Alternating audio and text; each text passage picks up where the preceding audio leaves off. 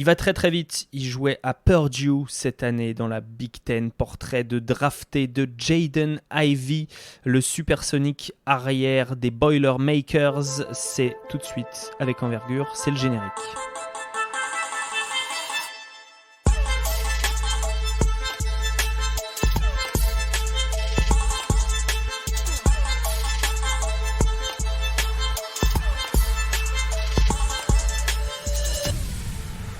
Avec Hugues et Alan. Salut les gars. Salut à tous. Salut Alex, salut tout le monde. Jaden Ivey, donc, j'ai donné sa fiche d'identité très rapide en arrière. On verra plus tard quel poste on a envie de le faire jouer en NBA. Mais d'abord, on va essayer de détailler qui il est, d'où il vient, où il va. On le verra après. Hugues, est-ce que tu peux nous donner une idée de son parcours ? Ouais, avec plaisir. Jaden Ivey, du coup, c'est un joueur que la plupart des gens ont découvert soit cet été avec le U19 avec Team USA contre la France, soit cette année vu qu'il a tout explosé. Mais avant ça, c'est un mec déjà qui a grandi dans une famille de sportifs. Lui, il était prédestiné à devenir sportif. La maman, elle a joué en WNBA. La maman, elle est coach de NC à Notre-Dame. Donc juste pour faire plaisir à Alex, on le place là. Et puis la maman, elle a été assistante sur le banc des Memphis Grizzlies. Donc on est vraiment sur une femme qui a le basket dans le sang et qui a transmis ça à son fils.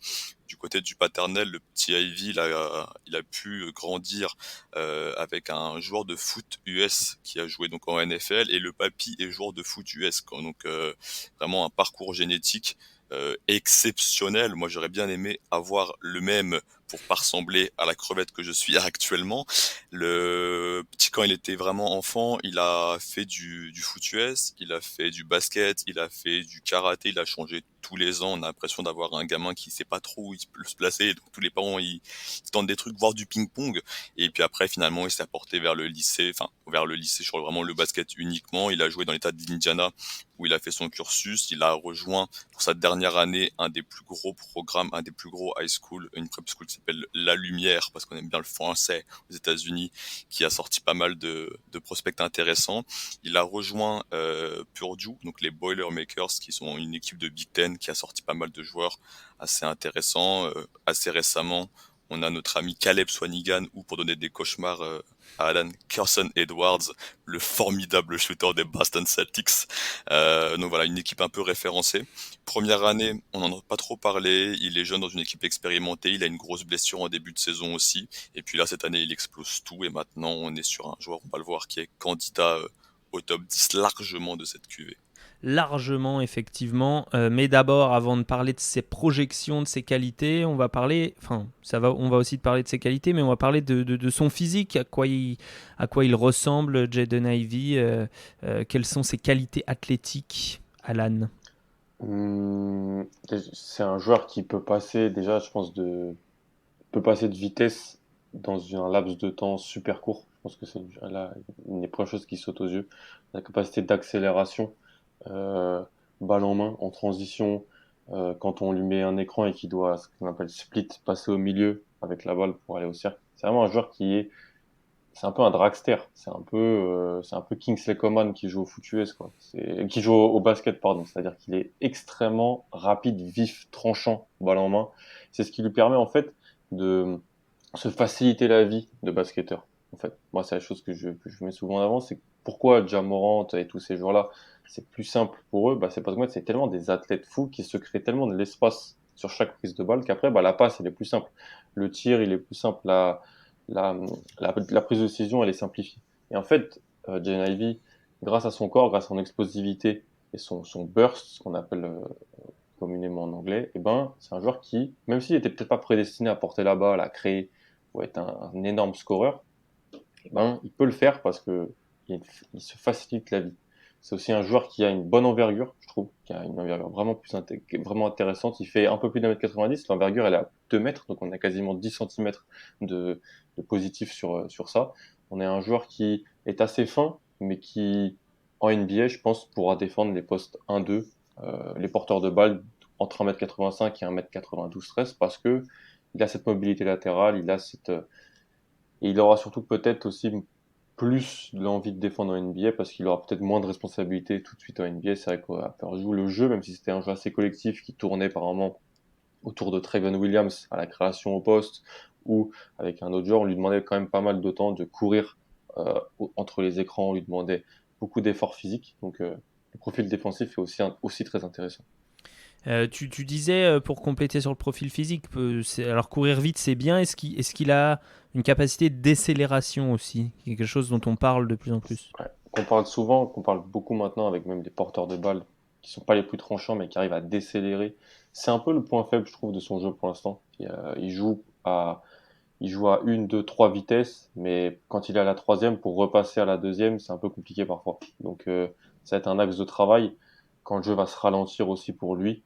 Et je pense que c'est la suite logique de son développement, son appréhension collective, son appréhension de les prises de décision qui arrivent après avoir fait vraiment la différence balle en main, ça va déceler, sa capacité à pouvoir décélérer va venir quand il va mieux appréhender tout ce qui se passe et tout ce qui génère par son physique. Alors Manu vient de nous rejoindre juste à temps, enfin, finalement, l'homme qui tombe à pic. Salut Manu. Salut. On parle de Jaden Ivey et ma question pour toi c'est pourquoi c'est un top 10 de draft? On a parlé de son physique, de son histoire. Ouais, il y a plusieurs choses. C'est d'abord son physique, c'est le truc le plus obvious. Là-dessus, il y a rien à dire. Il est physique, il est NBA ready. Il sera prêt day one à avoir un impact sur l'équipe qui va le choisir. Et il a surtout une envergure aussi qui est super intéressante pour sa taille. Il est annoncé à 2,04. Alors, je sais pas si ça va changer ou pas. Normalement, les bras ne poussent pas comme ça, mais moi, j'ai noté l'envergure qui l'aide des deux côtés du terrain. C'est comme un défenseur intéressant. Ce que j'aime aussi chez lui, c'est qu'il a envie de défendre. Enfin, moi, je trouve qu'il a envie de défendre. C'est pas un joueur qui s'en fout, un peu comme à l'époque Ja Morant, qui avait un impact offensif incroyable, mais défensivement, il en avait un peu rien à secouer. Et il est aussi top 10 parce que je pense qu'il va progresser au tir et dans la passe. Là, c'est un bon passeur. Mais je pense qu'avec des coéquipiers meilleurs, et le spacing NBA, ça va encore l'aider. Je pense qu'il peut apporter 6-7 passes décisives de moyenne sur une saison. Très bien. Donc après, je vais pas revenir sur le physique et tout ça, l'intelligence, vous avez sûrement parlé. Hugues a quelque chose à dire. Ouais, je fais juste une petite annonce pour les gens qui nous regardent. Je vais lancer un compteur à référence à Ja Morant. On en est à 2 pour l'instant, messieurs, dames. D'accord? L'objectif, c'est de pas dépasser les 10. Effectivement, c'est la comparaison qui revient le plus. Le côté je vais très vite, je saute haut. Alors, c'est pas Ja Morant sur la verticalité, même s'il va très haut. Il n'y a pas de problème, il va mettre des grands posters. Mais voilà, c'est évidemment la comparaison qui revient le plus dans le style de jeu, en tout cas, dans le côté assez époustouflant par la vitesse, en fait, puisqu'il y a des moments où il a été flashé à bien plus de 30 km/h sur un terrain avec le ballon, ce qui est quand même pas évident sur un terrain qui fait 29 mètres, je sais plus, putain. J'ai tout perdu, mes notions de quand j'étais arbitre. On parle de ses passes et de son tir Est-ce qu'il est un porteur de balle principal? Est-ce qu'il peut le devenir? Qu'est-ce qui lui manque aujourd'hui, Hugues? Moi, je vais acheter un porteur de balle principal. Donc, porteur de balle principal, pour tout le monde, c'est je prends le ballon, globalement, je peux aller au panier, je peux créer mon propre écart, je peux faire jouer les copains, je peux appeler un pick and roll, etc. Je prends la bonne décision. Pour le moment, il a été projeté en fait à Purdue en tant que porteur secondaire, mais il y a un meneur assez faible balle en main. Il a beaucoup joué sans ballon et il avait des systèmes où c'était souvent le pivot qui orientait le jeu. Treven Williams, c'est un passeur exceptionnel. Donc voilà, on l'a vu souvent loin du ballon. Moi, j'achète, effectivement, on a dit capacité athlétique, donc un premier pas. Pour l'instant, il y a un déficit effectivement sur peut-être le changement de direction, sur le changement de vitesse. Au niveau de la passe, il passe à une main. C'est toujours intéressant. Il passe à une main des deux côtés. Moi, ça, j'aime bien. Capable de faire une passe directe, de faire une passe lobée, de faire une passe au sol. Il a un petit peu pas un tunnel vision, mais il a des passes simples pour le moment dans son répertoire. Il va pas être hyper à l'aise pour trouver un mec qui renverse à l'opposé si c'est pas prévu. C'est vraiment un passeur pour l'instant qui apprend à le devenir, plus dans les combos traditionnels. Il a beaucoup brillé sur drive and kick. Et ça, c'est effectivement les comparaisons. Alors, pour varier un peu de Ja Morant, même si lui s'identifie à ça, Derrick Rose le faisait très très bien. Westbrook le font très très bien. Vraiment, je vais au panier, tout le monde essaye de m'arrêter, et donc je renverse à l'opposé. Et ça, il est très à l'aise là-dessus. C'est peut-être son plus gros défaut. Pour être un porteur de balle principal en NBA, on va pouvoir développer peut-être dessus, c'est le fait de se créer un écart pour lui. Moi, ça, je pense que c'est vraiment sa grosse difficulté actuellement, surtout sur le tir, sur le mi-distance ou le 3 points, où on n'a pas un joueur qui est très à l'aise sur un step back, on n'a pas un joueur qui est très à l'aise sur un side step, sur du stop, and pull. Il y a un manque de toucher, il y a un manque de fluidité là-dessus. Donc, c'est un moment quand on est entre la ligne à 3 points et le panier, qu'est-ce qu'il peut faire? C'est ça qu'il faut travailler avec lui, je pense. Jaden Ivey, tu veux dire. Bon, pardon, mes excuses, je pars en freestyle. Manu, est-ce que tu es d'accord avec ça et comment tu vois son tir en fait mécaniquement et avec plusieurs nuances de mouvement, etc. Je sais que tu fais partie des gens qui ont apprécié l'évolution cette année du tir de Jaden Ivey. Ouais, alors moi, contrairement à Hugues, je le préfère en second initiateur, par contre. Je trouve que ça lui permet de montrer ce potentiel, de l'optimiser à fond, étant un passeur, et il pourra arriver en vitesse vers le cercle et tout, du catch and shoot, à 3 points aussi, parce que je pense que c'est un peu le brider que de le mettre initiateur numéro 1, et je le vois pas forcément avoir un... C'est pas un rôle où ce que fait Doncic, qui fait que porter la balle pendant 35 secondes, et finalement, un petit mot qui va apprécier Alan, c'est héliocentré, ce qu'il faut pas faire ça pour moi sur lui. Surtout que Faut 35 pas sur parce que ça 24, c'est va... chiant. Hein. Voilà, exactement. Ça va... Pour moi, faut pas le brider, ce gars-là, faut le laisser courir pour qu'il aille un maximum vers le cercle, en fait. Et du coup, pour revenir à la question que j'ai Sur le oubliée, tir. peux-tu me la rappeler? Sur le tir. Le tir, la mécanique, je suis pas fan.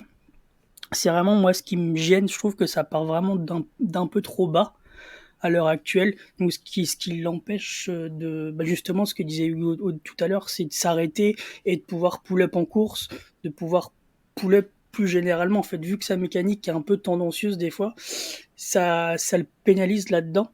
Mais je pense que c'est un peu à l'image d'un Kennedy Chandler qui vraiment tirait assez bas aussi en high school, qui a amélioré ça rien qu'en étant un été à Tennessee.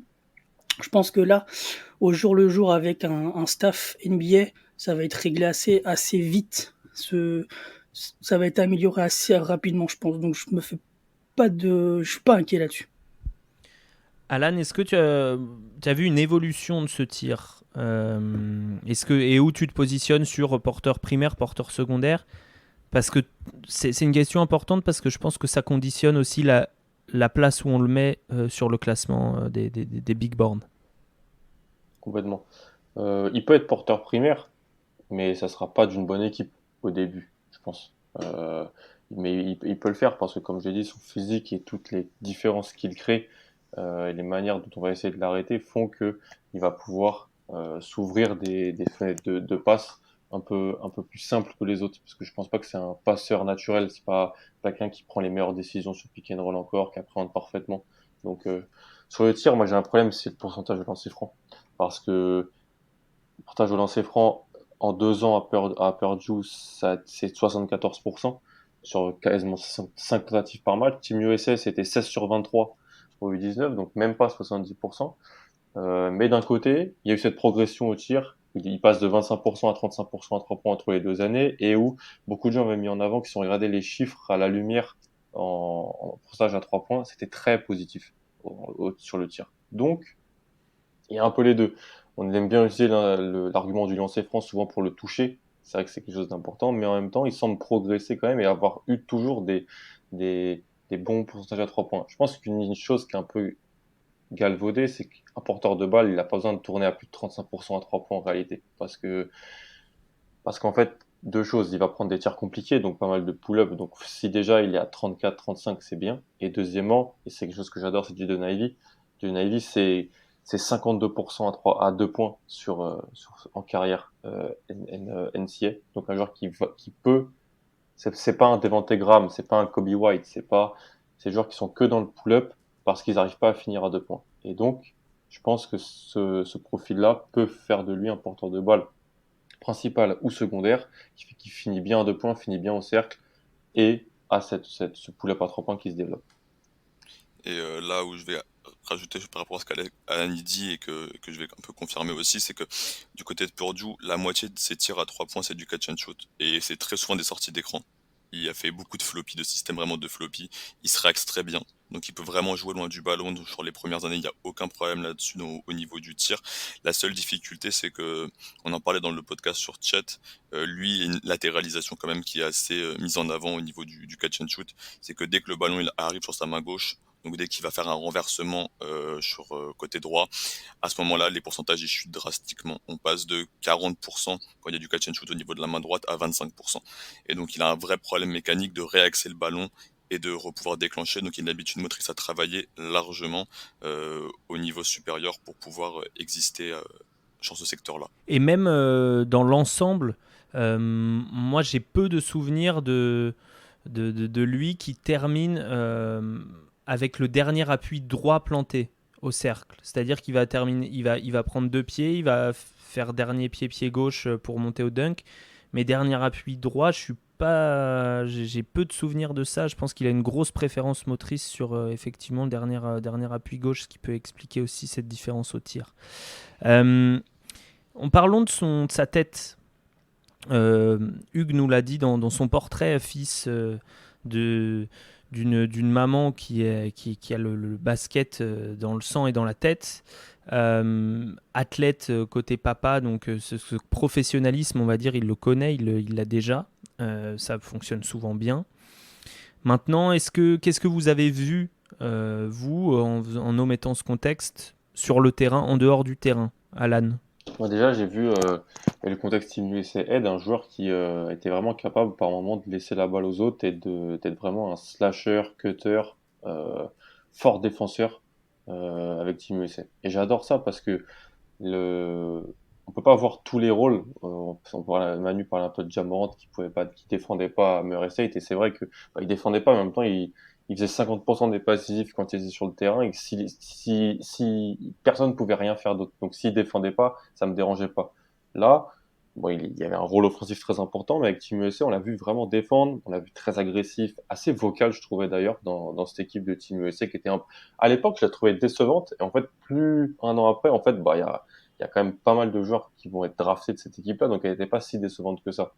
Mais dans cette équipe-là, il finit dans le 5 de la compète, il est décisif, il était inarrêtable sur sur tout ce qui est cut et tout ça. Et en fait, j'ai trouvé que, bah, ça se voit qu'il est dans un aspect de, voilà, je veux gagner, je suis prêt à me, à laisser la balle à Kennedy Chandler, aux autres joueurs qui avaient la balle dans cette équipe-là, pour le bien de l'équipe, pour gagner.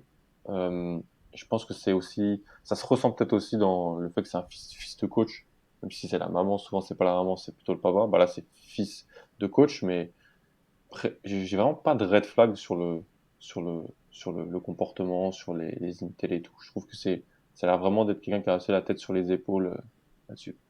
Manu? Ouais, moi je suis assez d'accord aussi. C'est un gars, on le voit sur les huddles, sur les temps morts, etc., où il est vraiment impliqué avec l'équipe. Il est vraiment vocal aussi. Il parle beaucoup. Moi j'aime vraiment ça. C'est important aussi de pas être focus uniquement sur le basket et le terrain. L'aspect hors terrain sur le banc et tout ça, c'est super intéressant, et je le trouve vraiment clean là-dessus, honnêtement. Donc, et je pense que le background familial l'aide aussi, et ils lui ont appris à garder la tête sur les épaules et la tête froide et savoir ce qu'il faut faire en fait. Être vraiment bon partout et intelligent dans le basket en général. Donc là-dessus, je suis pas inquiet. Je pense même que ça peut l'aider sur les interviews pré-draft ou post-draft, avec les GM, les coachs et tout, à gagner des points s'il doit en gagner. Enfin, ça peut faire pencher la balance en fait Mhm. sur avec un GM qui va adorer le profil, ce genre de choses, quoi. Mhm. Et Hugues nous note dans notre chat privé, effectivement, c'est quelqu'un qui aime prendre les gros shoots à la fin et qui a pas peur d'avoir le ballon dans les moments chauds. Donc ça, c'est aussi la marque de personnes qui sont prêtes pour le haut niveau. Euh, Parlons, si vous voulez bien, de la défense. On a déjà dit plusieurs mots. Euh, mais, euh, mais j'aimerais en savoir plus parce que c'est important ça paraît bête hein, dit comme ça, mais voilà, c'est très important, surtout pour gagner des minutes au début, même s'il en aura probablement de facto, de ne pas être un boulet défensif pour son équipe, d'autant que lui, il n'est pas encore, on espère qu'il deviendra, un plus offensif. Donc il faut qu'il tienne la route défensivement. Euh, Quelles sont ses qualités, Hugues? Quelles sont ses limitations et quel genre de joueur il peut défendre et il va défendre? Ouais, effectivement, Manu disait, je pensais défendre les postes 1-2. En tout cas, pour moi, il peut défendre les mecs qui vont jouer le pick and roll. Il peut défendre ce qu'on aime bien appeler le point of attack, qui a été maintenant un peu plus mis dans notre vocabulaire envergure qu'on commence à peu près à utiliser à toutes les sauces. J'aime bien sa capacité à traverser les écrans. Je trouve que quand il se donne les moyens de le faire, et c'est pas tout le temps le cas, et encore une fois, il y a un contexte collectif où il peut pas tout faire non plus, mais quand il se donne les moyens de le faire sur les séquences importantes dans les matchs décisifs, il est capable de traverser l'écran, il utilise bien ses longueurs de segments pour pouvoir casser les end-off, pour pouvoir empêcher le mec de vraiment passer bien à travers l'écran. J'aime bien sa capacité aussi à reconnaître si ton porteur de balle adverse il y a un tireur à 3 points en pull-up qui peut tirer derrière l'écran, ou bien si c'est un driver, est-ce qu'il peut driver main droite, main gauche? J'aime bien ça chez Ivy. Il sait reconnaître son scouting report. Il sait qu'un mec qui a pas de main gauche, bon bah vas-y, je peux passer sous l'écran, orienter main gauche. Voilà, donc il y a quand même une maturité là-dessus défensive pas mal, trop souvent porté sur le ballon. À mes yeux, et ça c'est un défaut de jeunesse et ça peut totalement se régler, mais il peut se faire prendre sur des démarquages à l'opposé, sur des démarquages ligne de fond. Là-dessus il peut y avoir des petits problèmes. C'est un joueur que je trouve encaisse vraiment bien le contact, donc si jamais on va se retrouver à switcher sur un poste plus grand, il peut prendre un premier impact sur un ailier. Je te dis pas qu'il peut switcher sur tous les ailiers, mais il peut prendre un premier impact, peut-être tenir, attendre que l'aide elle arrive. Il a la détente verticale pour pouvoir ensuite finir sur un contre en second rideau. Donc voilà, il y a une belle mobilité, une belle latéralité, une bonne gestion du contact. Pour moi, le point décisif, ça va être son focus sur 48 minutes. Et surtout dans une équipe qui perd, est-ce qu'il va réussir à garder ça? Et ça va être un Hmm. key point pour lui. Oui, il a des épaules, hein. Tu parlais du contact, il a un vrai physique presque de foot US, hein, Ah bah Jaden moi je le Ivey. croise, je m'écarte et je dis pardon. C'est ça. Oui, mais avec qui tu ne fais pas ça? C'est ça la question. En tout cas, avec ma femme, je le fais. Ça te donne une idée du personnage que je suis. Alan, on parlait tout à l'heure porteur principal, porteur secondaire.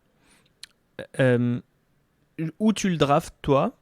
Est-ce que pour toi, il fait partie du groupe, du fameux groupe des quatre avec Holmgren, Jabari Smith et Paolo Banchero? Est-ce qu'il est un cran en dessous? Où tu le classes par rapport à Shaden Sharp, dont on a déjà parlé? Voilà. Et comment tu l'évalues, Jaden Ivey? Moi, j'ai pas un groupe de 4, j'ai un groupe de 2 puis un groupe de 4. J'ai un groupe de 2 dont je parlais dans l'épisode sur Chet et Paulo Banchero. Et ensuite, j'ai un groupe de 4, Jaden Ivey, Shaedon Sharpe, Jabari Smith et AJ Griffin. Euh, Jaden Ivey est le premier de ce groupe-là que je drafterai, honnêtement. C'est le premier. Ça pourrait être Shaedon Sharpe, mais en fait, même si j'adore Shaedon Sharpe, avec Manu, on en parlait la dernière fois, on a quand même vu pas mal de matchs de lui, on le connaît, même si j'ai plus de garanties avec Jaden Ivey. Et je pense que même s'il a 1 an et demi de plus, Jaden Ivey, c'est un jeune sopho. Je trouve dans son jeu et dans sa maturité, euh, c'est un jeune sophomore. Enfin, je le vois pas fini. Il est pas fini pour moi. Donc ça me dérange pas de le drafter en 3. Et en fait, je trouve que sa capacité athlétique, sa capacité de, de premier pas hyper virevoltant, ça fait que ça va lui faciliter la vie en NBA.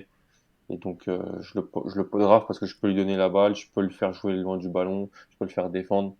Il a une polyvalence des deux côtés du terrain qui, pour moi, est plus importante qu'un Jabari Smith ou qu'un AJ Griffin. Donc, je pense que je peux drafter John Ivy devant ces joueurs-là. Ouais.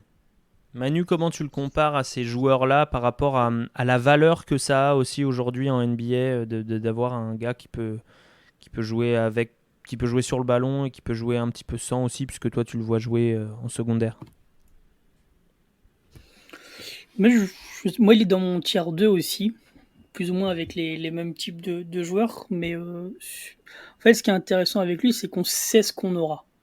Donc déjà, et le plancher est assez haut déjà avec ce qu'on a. Donc ça, c'est intéressant et ça donne des garanties aussi.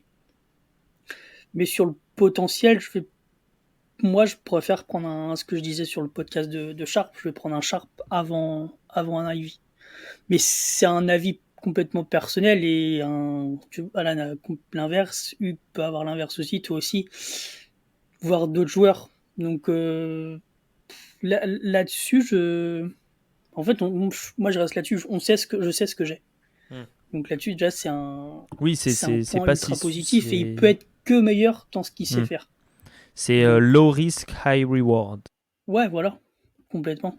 Et peut-être que du coup, un GM qui a un peu la pression, il va plus se tourner vers ce genre de profil. Hugues, tu penses que c'est moins risqué de drafter Ivy que de drafter Banchero, que de drafter Jabari Smith, que de drafter Chet Holmgren?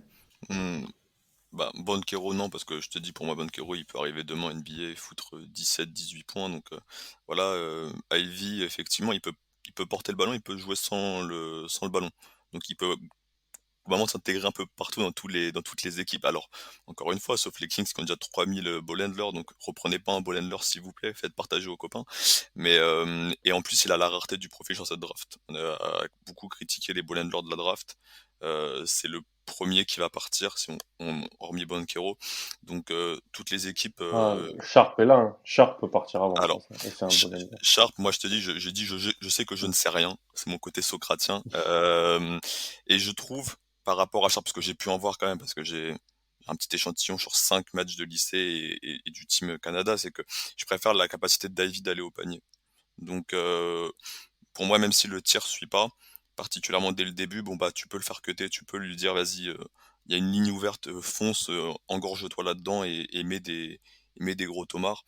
Donc tu peux le faire jouer très très rapidement en NBA et effectivement je pense que le potentiel à terme est très excitant et même si tu l'as en couveuse en ball handler secondaire, tu peux espérer avoir un ball handler primaire au bout de 3 4 ans et ça a une grosse valeur en NBA. Dernière question, quelle construction autour du prospect, quel profil il faut à côté de lui, quels arrières, quels ailiers, quel type de pivot, qu'est-ce qui serait bien pour son développement et au contraire, qu'est-ce qui serait préjudiciable? Alan. Ça va paraître bête, mais je veux des joueurs intelligents. Je veux des joueurs extrêmement intelligents. Plus.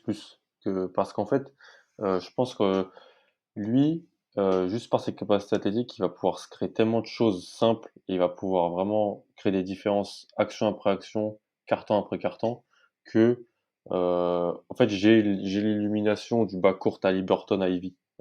Donc il resterait dans l'état de l'Indiana. C'est peut-être pas très drôle s'il a envie de partir ailleurs, je sais pas, s'il a envie de déménager. Mais en fait, j'aimerais bien le mettre à côté d'un autre garde qui est très fort en catch and shoot, qui peut donc réceptionner le drive and kick de Jaden Ivey et qui peut à la fois créer sur pick and roll pour trouver Jaden Ivey loin du ballon sur des coupes, trouver Jaden Ivey sur du drive and kick. J'aimerais une super complémentarité avec un autre ball handler parce qu'en réalité, comme l'a dit Manu, c'est peut-être pas la meilleure idée de le mettre tout de suite en tant que créateur numéro 1. Comme d'ailleurs, c'est pas la meilleure idée de mettre Chet Holmgren tout seul au poste 5. En fait, c'est des jeunes joueurs, ils vont arriver en NBA. C'est pas la meilleure idée. Tout le monde n'est pas Luka, quoi. Ou tout le monde n'est pas ces joueurs-là. Donc, je pense qu'avec un autre fort ball handler, ce serait très intéressant. Ou alors, un fort ailier. Parce qu'un fort ailier qui fait du drive and kick, tu lui mets à côté de lui un joueur qui est super virevoltant, balle en main, qui peut quand même prendre des décisions. Ça serait la meilleure des choses. Je suis pas persuadé qu'il faut cette super relation avec un intérieur pour ça. Je pense que Jalen Ivey, ça sera plus un joueur qui va exceller avec un autre garde fort ou un ailier à côté. Donc un fort ailier mais pas un ailier fort du coup. Mais les forces, ça n'existe plus. C'est plus un Je poste. fais juste une blague, d'accord? Ok, Alan. Mais excuse-moi. C'est vrai. Paolo Banchero, c'est un ailier fort, hein. Ouais, c'est un. Il te dira Ouais, que c'est c'est un vrai, fort ouais. On ailier en fort. reparlera une autre fois. Manu, est-ce que tu es d'accord avec Alan? Est-ce que tu as le même diagnostic? Bah, plus ou moins d'accord, et c'est pour ça que l'équipe possiblement qui peut le drafter, j'aimais bien à la Nouvelle-Orléans avec McCollum. Mettre les deux ensemble sur un backcourt, je trouve que c'est assez complémentaire parce que les deux peuvent porter la balle sur du 50-50 par exemple, quoi. Sur plusieurs séquences, et je trouve ça super intéressant. Après, c'est quid de la complémentarité avec Zion? Est-ce qu'il va pouvoir lui s'écarter? On sait pas ce qui devient, ce qu'il en est de son shoot. C'est un peu un point noir sur là-dessus. Ou autrement, il y avait OKC avec Shai. C'est plus ou moins la même chose. Les deux peuvent porter la balle. Après, Il y t'as aura guidé, c'est vraiment ça le problème. Qui a? Mais t'as guidé, quoi. C'est ça le problème. Ah oui. Parce que c'est lui qui a tout le temps le ballon. Mais moi aussi, le backcourt Ivy Shea peut être trop intéressant. Ouais, mais tu vois, je pense que ça te dérange pas de faire sortir du banc un Ivy ou un Guidec. Enfin, au début, je pense que c'est jouable, quoi. J'ai vu pas mal de tweets passer qui le réclamaient à Détroit. Bah ouais, aussi. C'est une mauvaise nouvelle pour Kylian. Après, Alan parle d'une équipe intelligente, de joueurs intelligents. Là, c'est un peu moins le cas, du coup. Non, t'es dur. Ah, t'as Et Cade. t'as Sadiq Ouais, Bey. mais 1 sur 5, c'est compliqué, quoi. L'avantage à Detroit, c'est que tu peux redécaler Cade sur des postes ailiers et surtout le faire défendre sur des ailiers. Et que tu peux lui mettre deux guards derrière un catch and shooter sur les postes 1-2. Peut-être que Kylian peut devenir. Et un porteur de balle après comme ça secondaire. Et t'as vraiment une équipe hyper NBA moderne et hyper excitante, effectivement. Est-ce que vous avez quelque chose à ajouter ou est-ce qu'on va clore ce dossier Jaden? Bah, juste pour les fans, moi à Indiana j'ai fait un NBA 2K22, ça fait 10 ans que j'ai pas joué à NBA 2K. J'ai relancé un MyGM à Indiana avec Ali Burton, je suis champion première saison. Voilà, je dis ça, ça donne peut-être des indications sur quoi faire. C'est fiable à peu près à 2%.